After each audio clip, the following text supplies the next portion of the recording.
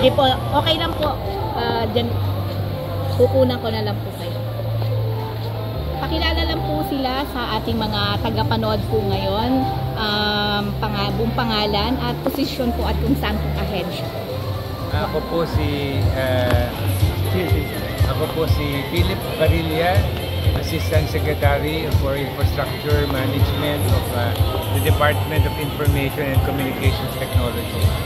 Opo. Ano po ang ginaganap po natin ngayon na ano po ang role ng DICT dito po sa launching ng Connectivity for Communities program kung saan ay i-launch po itong digital classroom sa Southville 8B National High School? Well, basically, no, yung pag-provide po ng digital classroom or digital connectivity and classroom online learning ay isa po yan sa mga gustong mangyari po ng Department of Information and Communications Technology para po yung mga estudyante natin ay makagamit po ng digital technology for their education. So, kasama po yung of course, access to internet, access to different researches, digital content, no? And also access to different applications para po magamit nila for their own respective educational requirements. Ano po ang kahalagahan ngayon ng kumpanya po ng EdgePoint sa pagpapabuti po ng internet connectivity sa buong bansa? Ang EdgePoint po kasi isa po sila sa mga independent tower companies. So, ang kliyente po talaga nila ay mga telecom companies. And they install towers for the use of the telecom companies. So, bali, yung pong mga towers na yon, usually, it connects to the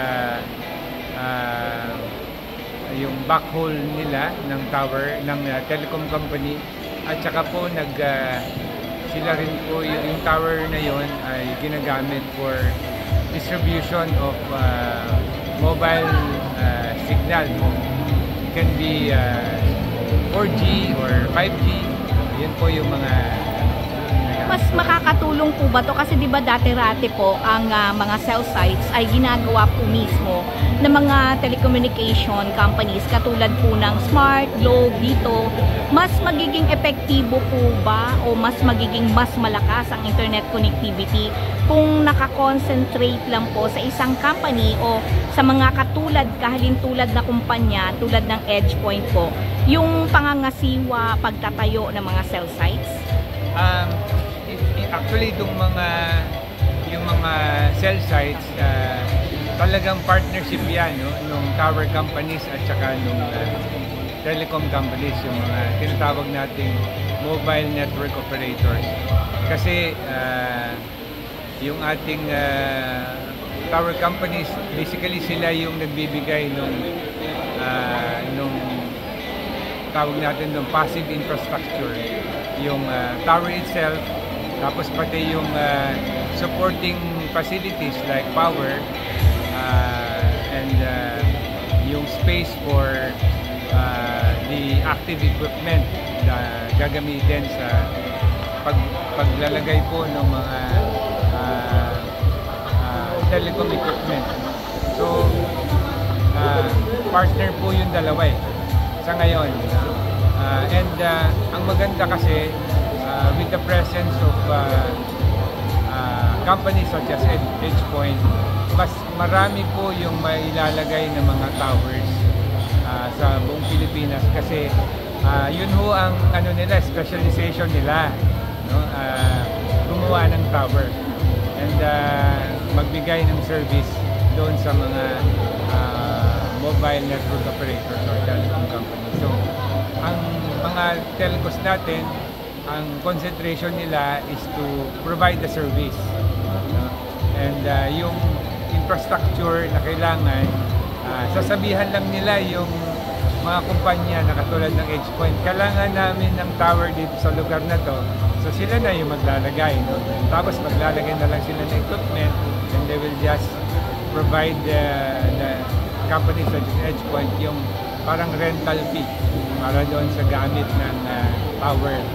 So you're saying, sir, na mas mapapabilis, at matitiyak na makakarating sa iba't ibang mga sulok ng Pilipinas ang EdgePoint dahil po nakakonsentrate sila sa pagtatayo at pagmamanage ng mga cell sites. Yes, tama. No? Bali, towers, no? Kasi yung cell site, combination na yan ng tower and support infrastructure plus the active equipment na sinasabi ko kanina. So, sa ngayon, talagang towers lang na yung sa kanila. Sir, pwede pong pakibanggit nyo lang po yung kung ano ang epekto ng EdgePoint sa pagtatayo po ng mga towers sa lahat ng sulok po ng bansa. Yun nga, nabanggit ko kanina, no? Kasi dahil ang specialization nila pagtatayo ng tower eh. So, talagang hinahanap nila yung mga lugar na walang signal. At makikipag-usap sila doon sa telecom company para malagyan yung of course, yung telecom company will have to do its own study, may market demand study sila, and pag nagkaroon na sila ng meeting of the minds, magkakaroon na ng tower dyan. And yun nga, easily, yung service, it can be provided faster because telecom companies will not require a bigger budget, no, for capital expenditure. Ang kailangan nila magbayad monthly, no? So, and makukuha naman nila yung makukuha naman nila yung revenue na kailangan to operate and maintain the service in that particular area. Last na lang po, ano po ang mandato ng DICT o ng Department of Information Communication, Telecommunication? Department of Information and Communications Technology. So, actually, ang po namin, meron po kaming mga ginagawa, no? Unang-una, siyempre yung connectivity, no? So yung pag-ensure na meron po tayong isang widespread telecommunications networks, no? So gusto natin ay mapalawak yung network ng mga telco plus with the help of government maiparating din yung serbisyo na para po dun sa mga rural areas. So yun yung unang-una at yun ang major link dito. Meron din po kaming serbisyo na related sa capacitate sa mga tao. So kaya po related yung online system for education. So meron kaming upskilling part. Pero actually ang pinaka namin mandato namin yung kami yung primary policy making body on ICT, planning body for ICT, programming body on ICT, implementing body for ICT, at coordinating body for ICT. So, in the executive branch of government.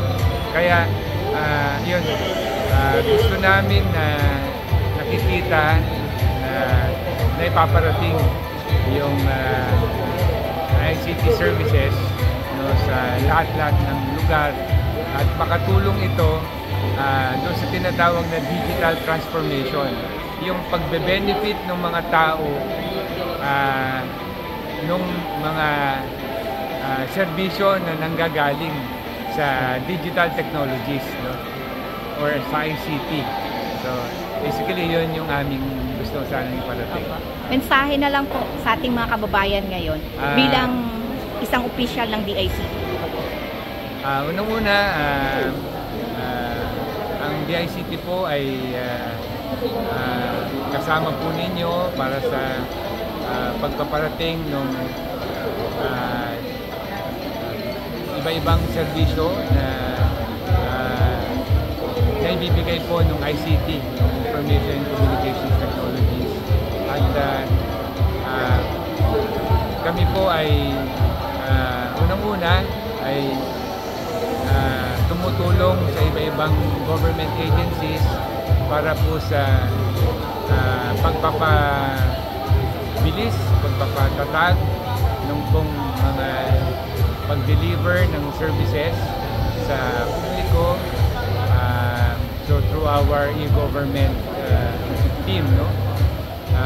And different e-government services and applications. At kami rin po ay tumutulong para po sa pagbibigay nga ng koneksyon sa ibang lugar. Meron din po kaming mga programa na nagpapatatag po sa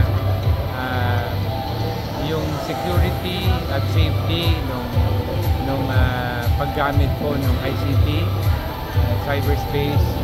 Meron din po kaming mga programa na nagbibigay din po ng paraan para po sa mga tao magkaroon ng trabaho through our different programs and projects. And ganun din, meron kaming mga programa that will help yun pong iba-ibang government agencies to deliver their own government services. Okay. Thank you so much.